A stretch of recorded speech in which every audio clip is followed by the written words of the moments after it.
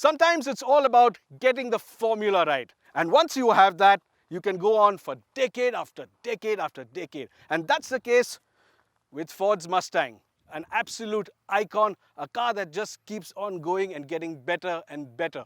Now, what is it about this car that's so appealing? The engine under the hood, the fantastic cabin, the brilliant shape. Well, there's a lot of things, but where did that come from? We're here today to do a sort of DNA test with Ford's Mustang. Where exactly does it get its genes from? Well, with us today are these two brilliant classics, a 68 and a 69. One built to look like the Bullitt replica, the other the famous Mach 1. We have these three fabulous cars today and we're gonna have an absolute blast.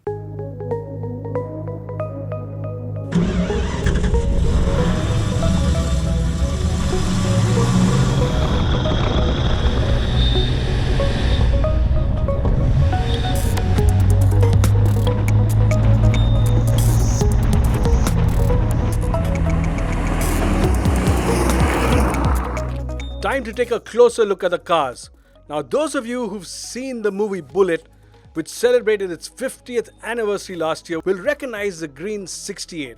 Built to pay homage to the Mustang in that iconic Steve McQueen starrer, it's a car that has all the panache of a movie star. First up, let's look at how far forward evolution has taken us, and also how far back. The canary yellow Mustang, the current one, may be half a century or so apart from the green 68 and the silver 69, but the lines from the earlier cars have clearly influenced this new one. And is there any doubt? This clearly is the prettiest Mustang in years. In fact, there's a clear family resemblance. All three have the right stuff. Long bonnets, tight canopies or cabins, muscular haunches, and those long tails. And doesn't that fastback rear, the steeply raked rear windscreen, look insane? Now, most of us would be thrilled to bits with even one of these cars, but Manvendra Singh Barwani, the man responsible for the Cartier Vintage and Classic Car Show and India's only judge at the Pebble Beach Concourse, owns all three. I think it all began with, of course, the styling being the foremost. It was a radical car when it came down in 1964. The one behind me is my favorite car, all-time favorite of all the things which I probably will never sell ever because I really like the shape of it. And the biggest attraction to that car was the movie Bullitt.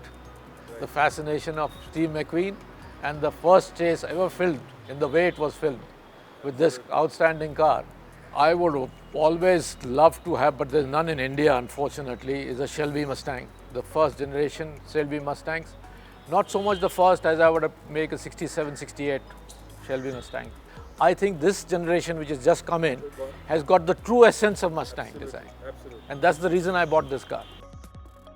Unlike the movie car, however, this Bullitt still has its Mustang badge on the nose, along with a chrome surround. But that apart, it looks almost identical. Those blacked out wheels, even the single mirror. It's almost military spec, tough, functional, deadly. Even the interior is extra special. Now, for those of you familiar with the car Eleanor, the one in Gone in 60 Seconds, this dash and this interior should be very familiar, and it's an absolute joy to sit in this cabin. Normally, cabins aren't something that really get enthusiasts going, but this car, it just feels so special. It has so many unique little bits and small things that are absolutely a delight. Now, this is an early temperature control. There's a blower speed. Of course, it's a performance car, so you have oil pressure here, oil temperature, that fantastic big chromed over dial. This part Manvendra's upgraded. He's put these chrome putties that we like to say in India, and he's brought it up to this the Bullitt car spec, just like the Bullitt car. And you have these nice hoods here, which give the cabin a fantastic feel. Also, a small but interesting point is that when you use the indicator, you can see a little orange flashing light in one of the scoops on the bonnet, and wow, does that come as a surprise? Absolutely super. All in all, just an extremely special and spacious cabin to be sitting in. Very comfortable. But enough of messing around. Time to fire it up.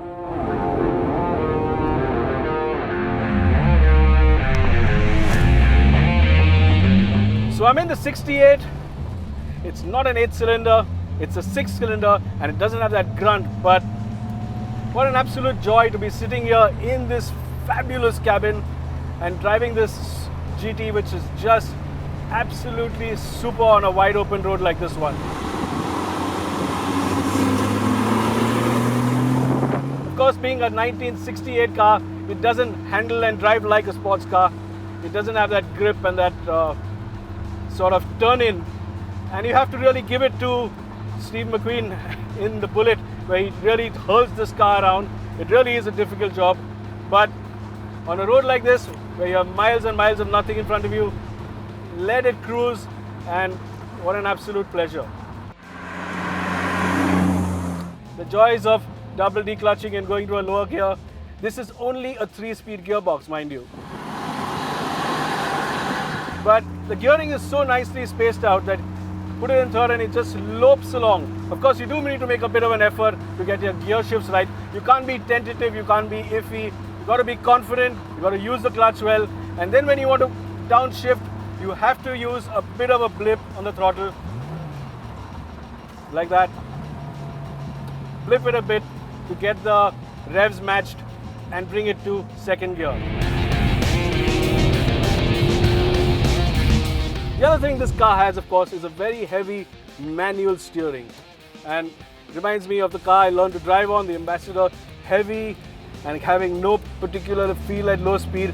But once you get up to a bit of speed, once you're motoring, as they say, it really does become quite accurate, and you don't have to concentrate and correct the car all the time as you did with the other one.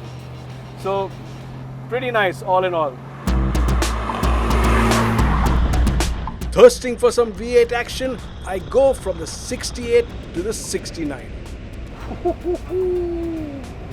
And this is the Mach 1. And when I just flex my right foot, this 351 engine lets out so much torque. This massive Mustang feels like it's a Maruti 800. And here's why. Under the shaker scoop of the positively lethal looking Mach 1 is a 5.8 litre Windsor V8. It churns out a crazy 522 Nm of twist at just 3,200 RPM. That's not too far off from the 540 Nm of torque put out by the Lamborghini Huracan. Of course, American power and torque figures were a bit optimistic, but I think you get the idea.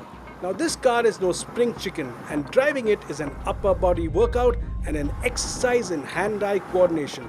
For a start, you get a 4-speed manual. Now I know that doesn't sound much, one extra gear, but it makes a world of a difference here because you have this massive torquey V8 and you have this 4th gear we can just slot it into, let the engine burble away at around 1800 RPM and still be doing a very healthy speed.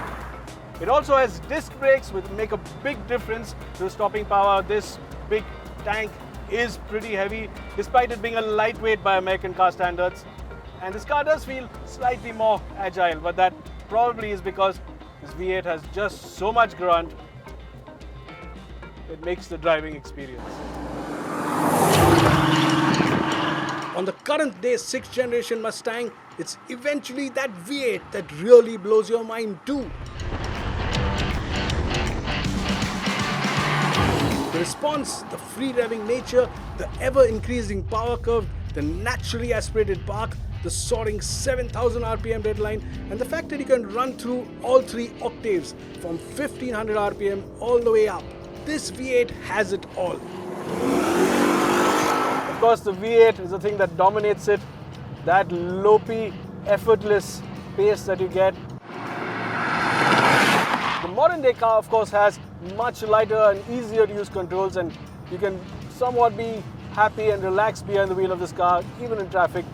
But out on a road like this, just tap the throttle and that effortless, easy, torquey 5-litre V8 does what it does best. It just puts a grin on your face with the effortless performance. Whereas European car makers made their sport and GT cars very expensive, the Americans concentrated on giving it a very affordable price tag. You see Ford's Mustang, that's one of the reasons for its success.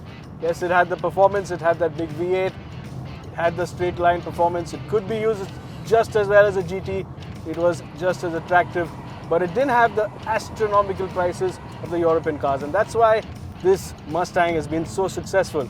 And if you're going to see, that's the reason why it's so successful in India as well. Try and get an equivalent European car of this performance and it'll be easily twice the price. And that's probably the best bit about the Mustang.